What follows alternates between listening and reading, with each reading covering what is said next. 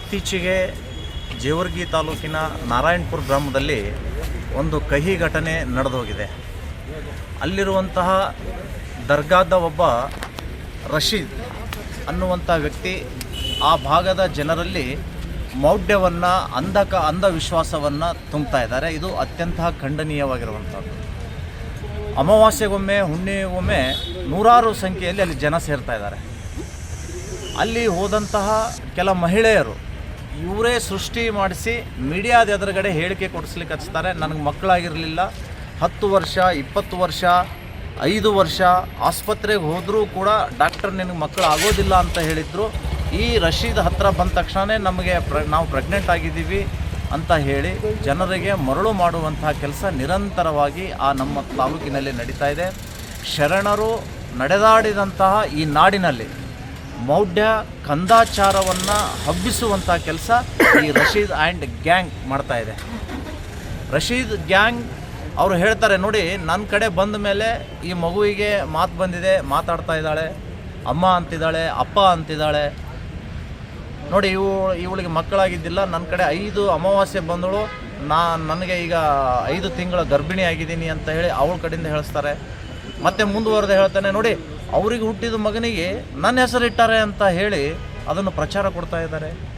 ಇದು ಎಲ್ಲಿ ನ್ಯಾಯ ಸರ್? ಇದು ವೈದ್ಯಕೀಯ ಲೋಕಕ್ಕೆ ಸವಾಲು ಹಾಕುವಂಥ ಔಷಧಿ ಈ ವ್ಯಕ್ತಿಯಲ್ಲಿ ಎಲ್ಲಿಂದ ಬಂತು?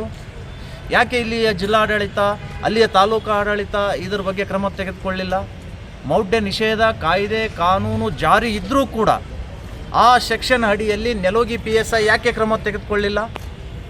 ಇದನ್ನು ಖಂಡಿಸಿ ಅವರಿಂದ ಅನ್ಯಾಯಕ್ಕೊಳಗಾದಂತಹ ಒಬ್ಬ ಮಹಿಳೆ ಮಣಿಕಂಠ ರಾಠೋಡ ಸಂಪರ್ಕ ಮಾಡಿ ಕಾರಣಕ್ಕಾಗಿ ಮಣಿಕಂಠ ರಾಠೋಡ್ ಅವರು ಒಂದು ಕಂಪ್ಲೇಂಟನ್ನು ಕೊಡ್ತಾರೆ.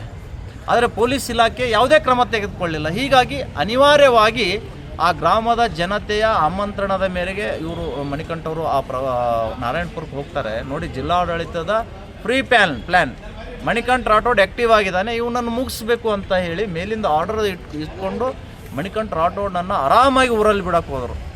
ಯಾರೇ ಒಬ್ಬ ವ್ಯಕ್ತಿ ನಾನು ಅಲ್ಲಿಗೆ ಹೋಗ್ತೀನಿ ಅಂತಂದಾಗ ತಾಲೂಕಕ್ಕೆ ಇದಾಗ್ತಾರೆ, ನಿಷೇಧ ಹಾಕ್ತಾರೆ, ನಿರ್ಬಂಧ ಹೇರ್ತಾರೆ. ಇಲ್ಲಿ ಯಾಕೆ ನಿರ್ಬಂಧ ಹೇರಲಿಲ್ಲ ಮಣಿಕಂಠನ ವಿಷಯದಲ್ಲಿ?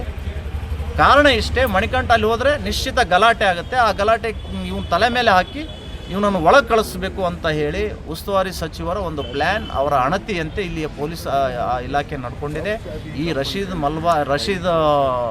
ಈ ವ್ಯಕ್ತಿಯನ್ನು ಹೀಗೆ ಬಿಟ್ಟರೆ 2ನೇಯ ಜೂನಿಯರ್ ಅಸ್ಲಾಂ ಬಾಬಾ ಆಗ್ತಾನೆ. ಇದನ್ನು ಕಡಿವಾಣ ಹಾಕಬೇಕು ಸರ್ಕಾರ ಅಂತ ಹೇಳಿ ನಾನು ಈ ತಮ್ಮ ಮೂಲಕ ಹೇಳ್ತೀನಿ. ಈ ಕಂದಾಚಾರಕ್ಕೆ ಅಲ್ಲಿಯ ತಹಸೀಲ್ದಾರ್, ಅಲ್ಲಿಯ ಸರ್ಕಲ್ ಇನ್ಸ್ಪೆಕ್ಟರ್, ನೆಲೋಗಿ PSI ಇವರು ಕುಮ್ಮಕ್ಕಿದೆ.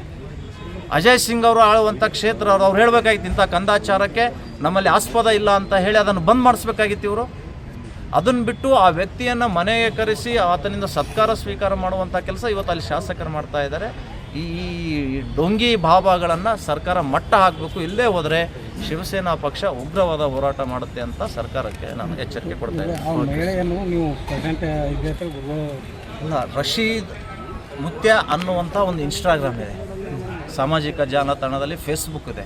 ಅದರಲ್ಲಿ ಈ ಮಾತುಕತೆಯ ವಿಡಿಯೋಗಳನ್ನು ಆಡಿಯೋಗಳನ್ನು ಆ ವ್ಯಕ್ತಿನೇ ವೈರಲ್ ಮಾಡ್ತಾ ಇದ್ದಾನೆ. ವೈರಲ್ ಮಾಡೋ ಉದ್ದೇಶ ಏನಂದರೆ, ಇವತ್ತು 500 ಜನ ಬಂದಿದ್ದಾರೆ, ಮುಂದಿನ ಅಮಾವಾಸ್ಯೆಗೆ 5000 ಜನ ಬರಲಿ ಅನ್ನುವ ಪ್ಲ್ಯಾನ್.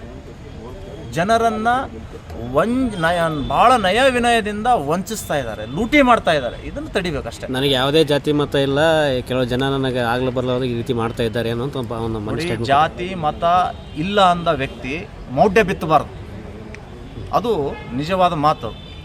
ಜಾತಿ ಮತ ಇಲ್ಲ ಅಂದರೆ ಮೌಢ್ಯ ಯಾಕೆ ಬಿತ್ತಬೇಕು? ವಿಜ್ಞಾನಿಕ್ಕಿಂತಲೂ ದೊಡ್ಡವನಾ? ವೈದ್ಯರ್ಕಿಂತಲೂ ವಿದ್ಯಾವಂತನ? ನಾವೊಂದು ಮುಸ್ಲಿಂ ವ್ಯಕ್ತಿ ಇದ್ರಿಗೋಸ್ಕರ ಮುಸ್ಲಿಮು ಹಿಂದೂ ಅಂತ ಬರ್ತಾ ಇಲ್ಲ ಇಲ್ಲಿ. ಯಾವುದೇ ಮುಸ್ಲಿಂ ಇರಲಿ, ಹಿಂದೂ ಇರಲಿ, ಸರ್ಕಾರ ಮತ್ತು ಕಾನೂನಿನ ವಿರುದ್ಧ ಆತ ಹೊರಟ್ರೆ ಆತನ ಮೇಲೆ ಆ್ಯಕ್ಷನ್ ಆಗಬೇಕು.